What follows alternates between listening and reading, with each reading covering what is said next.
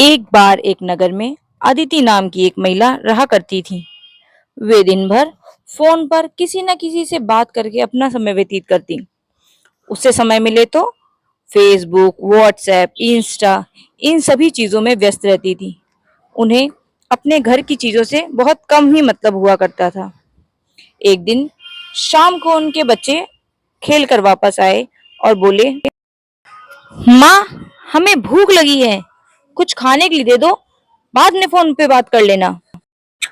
माँ, फोन पे अपनी सिर्फ बातें करती हो, कभी हमारे लिए भी कुछ अच्छा अच्छा बनाने के लिए देखा करो और बढ़िया बढ़िया डिशेस हमको भी बना के खिलाया करो। माँ, अब सुन भी लो हमारी बातें।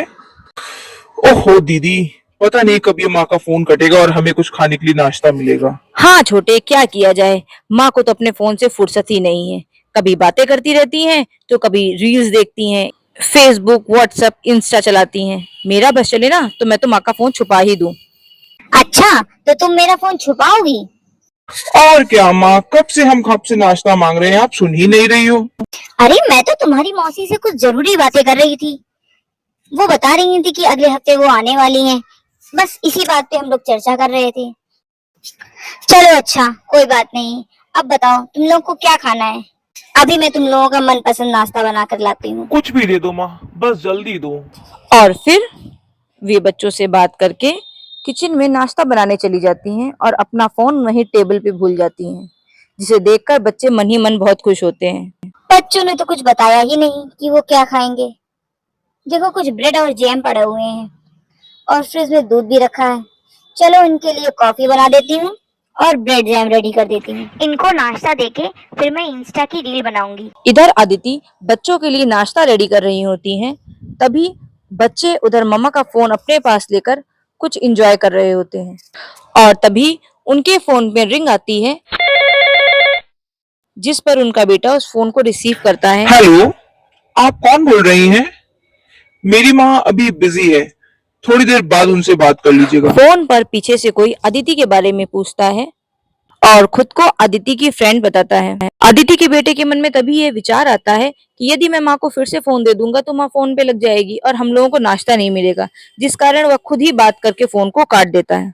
इधर माँ जब नाश्ता लेके आती है तो दोनों बच्चों को गायब देखती है और देखती है कि उनका फोन भी वहां पर नहीं है। इस पर वो काफी नाराज होती हैं और दोनों बच्चों को आवाज देकर वहां बुलाती हैं। माँ, हमारी फेवरेट शो की टाइमिंग हो रही थी, इसलिए बस हम लोग रूम में टीवी देखने चले गए थे और मुझे ना प्रोजेक्ट बनाने के लिए कुछ गूगल से फोटोज डाउनलोड करनी। माँ, मेरा भी कल स्कूल में कुछ काम छूट गया था। वो मैंने अपने एक दोस्त से कहा था कि मुझे व्हाट्सएप पे फोटो खींच के भेज दे, तो वही चेक करने गया था कि मैं अपना सब काम जल्दी जल्दी कंप्लीट कर लूं, फिर आराम से बैठ के नाश्ता करूंगा। आप इतना टेस्टी नाश्ता हमारे लिए बना के लाई हो, ठीक किया ना माँ हमने। बच्चे अपना नाश्ता लेकर अपने रूम में चले जाते हैं और अदिति बहन फ्री होकर फिर से अपना फोन चलाना शुरू करती हैं। फोन चलाते समय उनकी नजर एक मैसेज पे पड़ती है, जिसपे वो देखती हैं कि उनके अकाउंट में से सारा पैसा कट गया है, जिसे देखकर वह काफी परेशान हो जाती हैं और चारों तरफ देखने लगती हैं और फिर अपने बच्चों से पूछने जाती हैं कि ये क्या हुआ। इधर दोनों ही बच्चे साथ में बैठकर नाश्ता करते हैं, टीवी देखते हैं और गपशप लड़ाते हैं। उन्हें तो माँ के पैसे कट जाने वाली बात का जरा भी अंदाजा नहीं है। उन दोनों को तो अंदाजा भी नहीं है कि उनकी एक छोटी सी गलती की वजह से उनकी माँ पापा का कितना बड़ा नुकसान हो गया है। अभी कुछ समय के बाद उनके कमरे में उनकी माँ आती हैं और उनसे पूछती हैं कि क्या उन दोनों ने कुछ किया है फोन के साथ में। बच्चों, तुमने मेरा फोन छुआ था क्या? या फिर इस पे किसी अनजान व्यक्ति का फोन आया हो? किसी को तुमने कोई ओटीपी बताया हो? मुझे सच सच बताना। मेरे फोन से लाखों रुपए कट गए हैं, जिसका मुझे बहुत दुख है। तुम दोनों ने कुछ किया हो तो मुझे बताओ। बच्चों से बार बार पूछने पर कुछ उत्तर न मिलने पर अदिति बहन बच्चों की तरह बहुत जोर जोर से रोना शुरू कर देती हैं, क्योंकि एक छोटी सी गलती की वजह से उनके अकाउंट से सारा पैसा किसी और के अकाउंट में ट्रांसफर हो जाता है और उनके सारे पैसे कट जाते हैं।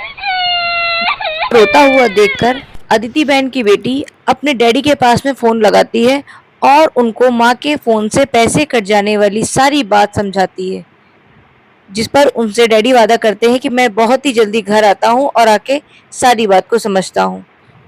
और तब तक दोनों बच्चे अपनी माँ को सांत्वना देते हुए उन्हें शांत करते हैं, पानी पिलाते हैं और समझाते हैं कि पिताजी आते ही सारी समस्या का हल ढूंढ लेंगे। माँ, आप परेशान मत हो, आपके खोए हुए पैसे आपको अवश्य ही मिल जाएंगे। पर अदिति बहन जानती थी कि एक बार कट जाने के बाद पैसों का मिलना बहुत मुश्किल है, जिस कारण वे बार बार रोती ही जा रही थी।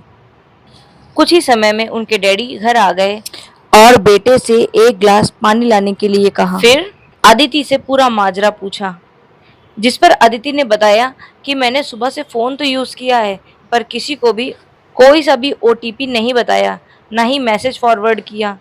चलो कोई बात नहीं, मेरे एक मित्र बैंक में है, मैं अभी उनके पास फोन मिलाता हूँ और सारा माजरा पता करता हूँ कि मेरे अकाउंट का पैसा कहाँ चला गया, कैसे कट गया।